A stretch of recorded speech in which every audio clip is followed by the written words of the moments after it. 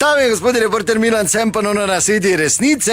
Včeraj, ko je bila nedelja, 21. marec, je bil tudi svetovni dan poezije in to je seveda dovolj velik razlog, da sem se danes zjutraj najavil pri mojih dobrih prijateljih, pri družini Silver, za katero pa vemo, da predvsem zaradi Hermana goji posebno afiniteto do kulture in do slovenske poezije nasploh. Pa da preskočimo vse te uvode, sedim tukaj pri mizi, bi najprej seveda lepo pozdravil.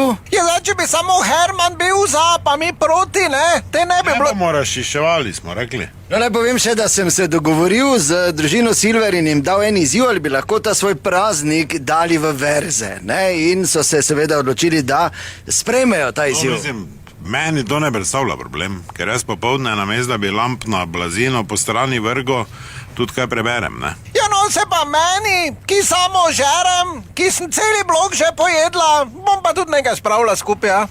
Ja, to super. Je tak, Herman, pa ne boj jezen, že zdaj naprej, če zgubo. Ja, no, kaj se je jezno, zdaj? Dobro, pa če bi kar začeli, če lahko... Lahko?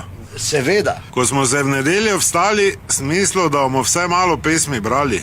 Knjigo sem pustil na mizi in upam, da jo nekdo odpre v tej korona krizi. Zelo, zelo lepo. Lepo, lepo, samo lepo.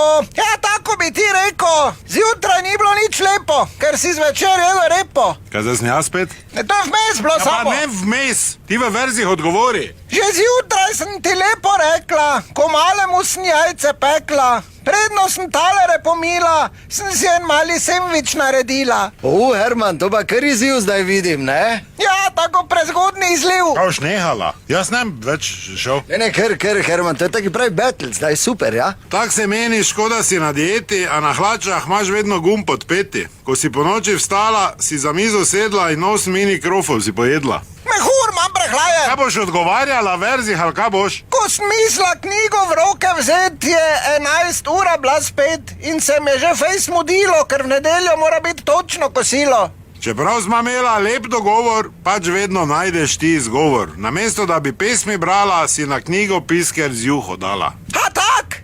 Ker si v soboto špricere 3 spil, v spalnici navihan ti si bil. Ker nisem imela nekaj od noči, sem se malo vlegla, da odmorim oči. Malo. Odgovarja boš vmes? Verjetno te je tlačila mora, ker si hergolila ko nora. Grem se staviti, da si sanjala kračo ali pa pohorsko klobaso domačo. Ne, pa nisem. Kaj boš? Ali si izgubila? Za pol ure spanca vse bi dala, samo nisem niti prav zaspala. Ko si se zrav mene vsedo in rekel, da bi štrudl jedo. Če si tak mlackala, valjda sem lačen postal. Predal si se? Ne. Ne kaži s prstom ti na nas, ker poezija ti je španska vas.